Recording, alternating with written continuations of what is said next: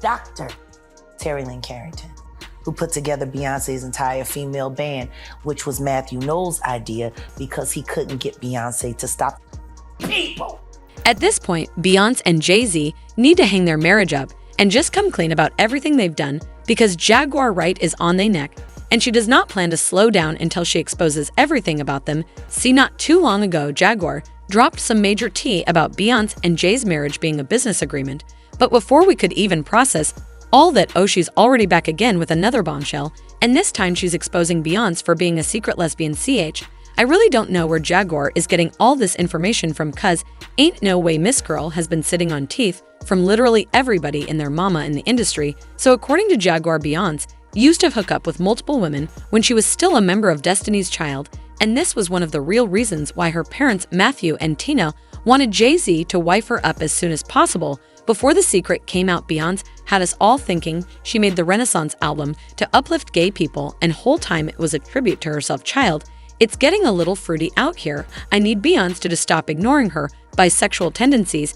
Now, I'm sure y'all have heard the popular catchphrase Beyonce, which people have been tagging Beyonce with for years now. It initially started as a joke, but it looks like there might have been some truth to it, and Jaguar is already spilling everything. Jaguar revealed all of this during a recent explosive interview with Street Life Productions, in which she accused Beyonce for being a witch and forcing herself on innocent black women while she was still in Destiny's Child. Why don't nobody want to accept it that __?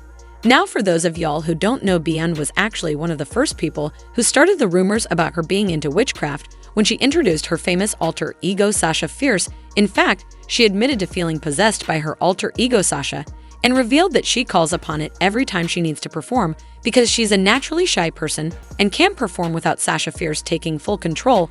Right before I performed for the BET Awards, I raised my hands up, and it was the first time I felt something else come into me. I knew that was going to be my coming out night at the award show. Fast forward to 2018, Beyonce's ex-drummer, who had been performing with her on stage for 7 years, suddenly quit her job in 2018 and accused Beyonce of using extreme witchcraft behind the scenes and her. After she quit her job, to make sure she didn't spill the tea about what she saw, she even went as far as to file a restraining order against Beyonce because she was scared for her life. I cannot make this stuff up. Beyonce's ex-drummer of 7 years, she is seeking a restraining order against Beyonce. She's accusing her of dark magic, witchcraft, tapping into her phone bill, and basically controlling her finances. She's saying the Beyonce camp is put up a huge campaign against her, and it's overall witchcraft. She sought a restraining order in the past. It got denied, and she has another one scheduled for October 11th, but the internet is just like, what? Excuse me? And, I was just at the Beyonce concert last week in Houston. It was definitely a religious experience. And then there was the popular YouTube blogger Storm Monroe, who had exposed Beyonce for being heavily involved in African witchcraft. Beyonce is a witch. She's a very powerful witch. She's heavy into African spirituality. She is a daughter of, I believe, either a daughter of Oshun or Yemaya. I go back and forth. I feel like it's Oshun though, but if I got it wrong, I got it wrong. But nonetheless, she's a high-ranking witch. Okay, how many people have come out and said, "Hey, can't start dying. Beyonce did this to me. I saw Beyonce do that." Like this is nothing new. Okay, but you got to understand, when it comes to Illuminati, to this industry, one person replaces the other. Madonna's old. Madonna is almost done, and Madonna is a very high-ranking witch. She is a high priestess. That's just pretty much what it is. Of course, the main thing Madonna practices is Kabbalah, but then there's different versions of Kabbalah, just like there's different versions of African spirituality. But then I also believe that in addition to African spirituality, I do believe that Beyonce is into dark magic and black magic as well, her and Jay-Z. And we're just gonna leave it at that. All right. Anyway, going back to the allegations about her allegedly being a lesbian, the rumors came up in the year 2000 when she collaborated on the song I Got That with Ale. Shortly after the song got released, Ale revealed in an interview that Beyonce was courting her at some point and wanted them to get into a romantic relationship. But she declined. What's even more suspicious about this is that the interview has since been wiped from the internet, and there's no record of it anywhere anymore. On top of that, people believe revealing this was also part of the reason why she was blackballed from Hollywood. The allegations came up again when Lady Gaga seemingly outed Beyonce for having a thing for women. You see, back in 2009, Gaga and Beyonce collaborated on their smash hit song Telephone. The song itself already had a lot of people giving Beyonce the side-eye because of the chemistry that she and Gaga had on the song.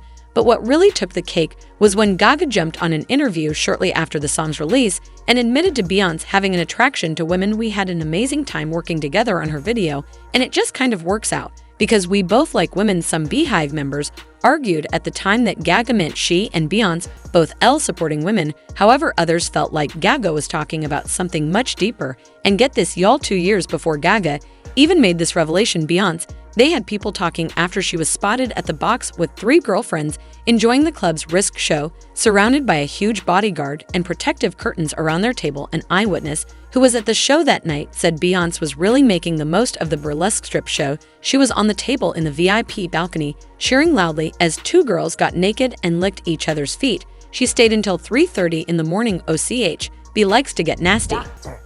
Terry Lynn Carrington, who put together Beyonce's entire female band, which was Matthew Knowles' idea because he couldn't get Beyonce to stop people. Guess you didn't know your daughter well enough, because she just started all the girls. Anyway, there's also been speculations that her Renaissance album, which was marketed to the public as a gift to queer people all around the world and a tribute to her late Uncle Johnny, who passed after battling HIV, is actually a route to herself. Apparently, since she never got to fully embrace her alleged bisexuality, especially after she married Jay, the album was also her own way of celebrating herself and her real sexuality. I mean, she worked with a lot of queer icons for this project and specifically chose people who best represented the message she was trying to put out. For instance, trans DJ Honey Dion was credited as the lead producer for 2 songs on the album, Hosey and Alien Superstar, with Alien Superstar featuring vocals from trans media personality T.S. Madison. Not only that, but Alien Superstar also samples the popular song I'm Too Sexy by the band Right Said Freddy, and mind you, the band's lead singer Fred Fairbrass is an openly bisexual man. And then there's her song Break My Soul, which also features Big Frida's song Explode. And of course, we cannot forget her song Move featuring Tim's, which also samples vocals from Grace Jones. But to be fair, this album was supposed to be AED to the LGBT+ community, so it makes sense for her to seek out icons to put them on the project. However, like I said before, people felt like this album was more of a way of her healing herself. In fact, during the Renaissance tour, she specifically opted for the bisexual flag to be shown on the screens a lot, and she used a lot of different lights on stage that reflected the bisexual flag. This made some people dig up some of her past performances and magazine shoots, and coincidentally, there was a lot more bisexual symbols in them. For example, she used bisexual lighting colors in both her 2003 and 2013 Complex magazine covers. Not only that, but those same lights were brought out during her performances.